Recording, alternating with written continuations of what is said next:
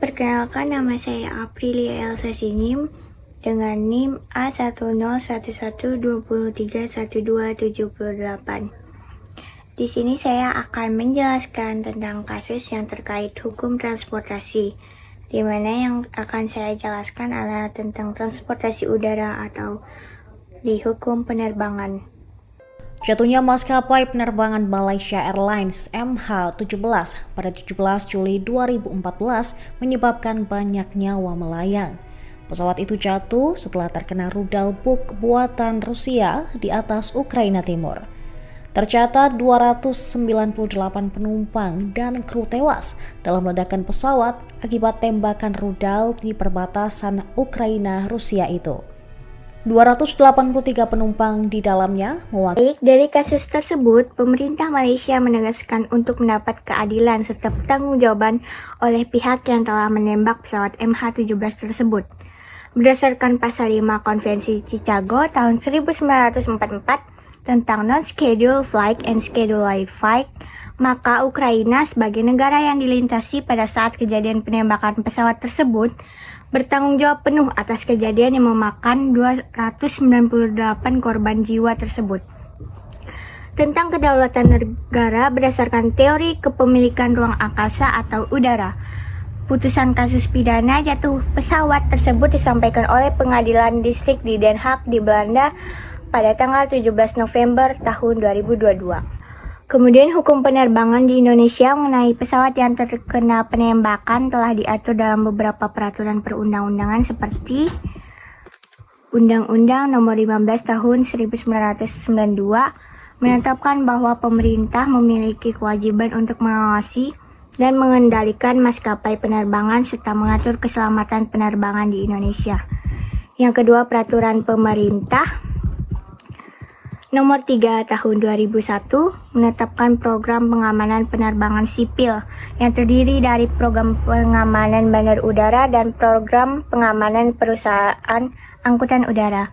Kemudian yang ketiga, Undang-Undang Nomor 4 Tahun 2009 menetapkan ancaman pidana yang berat terhadap kejahatan penerbangan termasuk penembakan pesawat udara. Mungkin dalam beberapa kasus pelanggaran wilayah kedaulatan Indonesia yang dilakukan pesawat sipil asing tidak menimbulkan tanggung jawab kepada negara asal pesawat, tetapi menjadi tanggung jawab perusahaan maskapai penerbangan pesawat tersebut. Tanggung jawab negara asal pesawat pelanggar akan muncul jika terbukti negara terlibat atau memberikan fasilitas terhadap pelanggaran tersebut. Jadi dari kasus tersebut terdapat perbedaan dari hukum transportasi internasional dan juga transportasi nasional. Yang dimana mungkin perbedaannya dari yang pertama itu dari kewenangan. Jika pesawat luar yang terjadi kecelakaan seperti tersebut, maka kewenangannya adalah pihak internasional yang bersangkutan. Dan jika itu terjadi di Indonesia, maka pihak yang bersangkutan adalah Indonesia dan negara yang terkait. Dari kebijakannya, hukum transportasi penerbangan internasional mengatur kebijakan yang disepakati oleh negara-negara dunia. Dan jika hukum transportasi nasional mengatur kebijakan yang berlaku hanya di wilayah Indonesia. Dan juga mungkin kedua perbedaan dari hukum tersebut adalah mengenai tindakan pidananya. Yang dimana tindak pidana jika terjadi penembakan pesawat sipil di negara luar itu adalah orang yang bersangkutan, dan penggantian dananya mungkin adalah negara. Dan jika di hukum nasional Indonesia, jika terjadi penembakan seperti itu, yang bertanggung jawab mungkin adalah negara, tapi juga terdapat denda.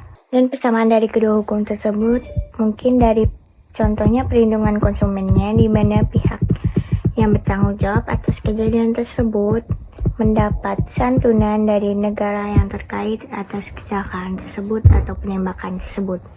Dan juga persamaan dari kedua hukum tersebut, sesuatu tindak kecelakaan atau terjadi tindak pidana atas penerbangan pesawat tersebut akan ditindak pidana sesuai dengan ketentuan hukum masing-masing. Persamaan juga yaitu hukum tersebut diciptakan untuk keselamatan dalam penerbangan, yang dimana jika terjadi sesuatu hal yang tidak atau terjadi kecelakaan, maka dari hukum-hukum tersebut akan menyelesaikan masalah-masalah yang terjadi kecelakaan pesawat di negara asing. Jika hal ini terjadi di Indonesia dan warga negara Indonesia menembak pesawat negara lain, maka situasi tersebut dapat dilihat sebagai pelanggaran hukum internasional dan nasional. Jika dalam hukum internasional, pelanggaran terhadap wilayah udara dan pesawat lain adalah pelanggaran terhadap hukum internasional dalam Konvensi Chicago 1944 yang mengatur bahwa setiap negara memiliki kekuasaan penuh dan eksklusif atas ruang udara di atas wilayahnya. Dalam hal ini, Indonesia memiliki kekuasaan untuk mengawasi wilayah udara di atas wilayahnya. Dalam hukum nasional Indonesia, pelanggaran wilayah udara oleh pesawat lain dikenakan sanksi berdasarkan Undang-Undang Nomor 1 Tahun 2009 tentang penerbangan. Denda yang dikenakan dapat mencapai hingga 200 juta, seperti dalam kasus pesawat Singapura yang dipaksa mendarat oleh TNI Angkatan Udara. Jadi dapat disimpulkan, pelanggaran pesawat tersebut tetap bisa dikenakan biaya denda dan tindak pidana. Dan bagaimanapun penembakan itu terjadi, jika terjadi di antara dua negara yang sedang berperang, maka yang menembakkan rudal tersebut yang mengenai pesawat kemudian terjadi kecelakaan, maka negara atau pihak tersebut yang menembakkannya yang tetap bertanggung jawab dan mengganti atau membayar denda. Pesawat yang melintasi negara lain boleh-boleh saja melewati negara yang akan dilintasinya, asal memiliki jadwal atau persetujuan secara resmi dan sah. Dan juga seharusnya pesawat sipil yang membawa penumpang tersebut tidak boleh ditembak oleh pihak manapun, karena pesawat sipil tersebut memiliki jadwal yang resmi dan sah, sehingga tidak boleh ditembak oleh sembarang orang, walaupun ia hanya cuma melintasi. Walaupun tidak sengaja, hal tersebut akan tetap ditindak pidana.